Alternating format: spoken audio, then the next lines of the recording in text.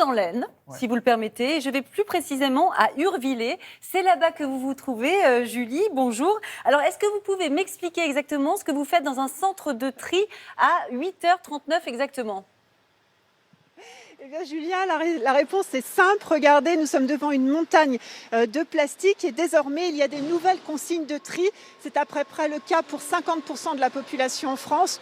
Ici, dans l'Aisne, ça se passe depuis le 13 septembre. Désormais, tous les emballages en plastique que je vais vous montrer, eh bien, que j'avais mis dans la poche, voilà, vous allez pouvoir les jeter, comme par exemple votre tube de dentifrice, vos petites capsules de café ou même vos pots de yaourt. Alors, il faut savoir qu'ici, en général, on recycle 28 000 tonnes de déchets recyclables par an. Désormais, ça sera un peu plus de 30 000 tonnes. En tout cas, ça représente 4 kilos en plus par an et par habitant. Et ça veut dire que pour traiter ces nouveaux déchets, Julie, il a fallu moderniser les centres de tri? Oui, il a fallu faire beaucoup de travaux, on va vous en parler, mais en tout cas, le parcours reste le même. Vous le voyez, les déchets de la poubelle jaune arrivent ici dans ce hangar et puis ils sont... Après, vous voyez, déversés dans ce qu'on appelle une trémie. Et alors là commence, j'ai envie de dire, la grande aventure pour les petits et les gros déchets, puisqu'il va y avoir un parcours à travers différentes machines pour arriver à un tri quasi presque précis. Jérôme, bonjour. Bonjour.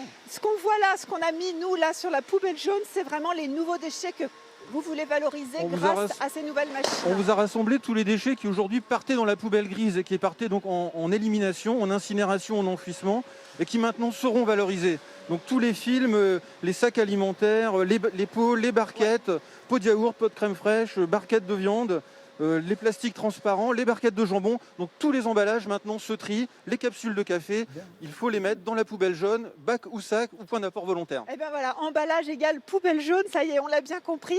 Eric, le but c'est vraiment de valoriser à fond tous les déchets, on l'a dit, il en faut plus encore. Oui, il faut toujours plus valoriser, plus recycler, au lieu de retrouver aussi les déchets plastiques dans la nature, dans nos océans, dans nos rivières. Effectivement, avec l'extension des consignes de tri, on espère récupérer entre 3 000 et 4 000 tonnes en plus d'emballage par an, effectivement, qu'on pourra valoriser. Ça a un coût tout ça, je suppose. Il y a un investissement. Oui. Est-ce que ça se répercute sur l'habitant? Bien sûr, c'est 5 millions d'euros d'investissement sur nos centres de tri. Mais dans le même temps, c'est des déchets qu'on évite de mettre aussi à l'enfouissement, ce sont des taxes qu'on n'a pas à payer. Donc c'est effectivement éviter aussi que la facture ne grimpe trop en valorisant plus, en recyclant plus. Eh ben voilà, vous l'avez compris, Julia, trier, c'est gagner en fait. C'est presque gagner de l'argent quelque part. Mais comment être sûr, Julie, que le tri est fait à 100%? Alors ça, on n'en est jamais sûr. C'est d'ailleurs pour ça qu'il y a des agents qui vont affiner justement déjà le travail des machines, mais il y a aussi un vrai travail de la part du consommateur, Eric, parce qu'il y a encore beaucoup d'erreurs. Oui, il y a beaucoup de pédagogie. Venez voir, on va vous montrer, il y a beaucoup de pédagogie à faire. Alors effectivement, les jouets en plastique, les cintres en plastique n'ont pas à être mis dans la poubelle jaune. Les masques aussi, on en retrouve énormément. Les couches culottes aussi dans la poubelle jaune, on n'a rien à y faire.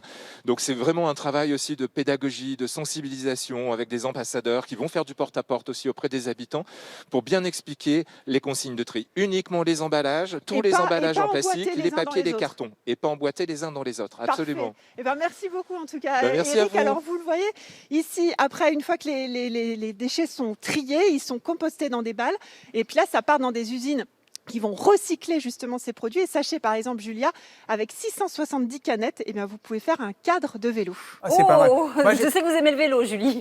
J'ai une toute petite question pour le monsieur, Julie. Il faut les nettoyer, les pots de yaourt et tout ça, ou on les met comme ça dans le truc à recycler? Est-ce qu'il faut les laver ou pas? Je vais poser la question, Thomas, mais je connais la réponse. Effectivement, on ne nettoie pas les pots, on peut les mettre directement comme ça, les pots de yaourt. Oui, on peut les mettre direct, effectivement. D'accord. Pas besoin de les laver, ça sera lavé dans les usines de recyclage, les industries, et voilà. Et ben voilà, vous avez votre réponse, Thomas. Eh ben merci beaucoup, Julie. À bientôt.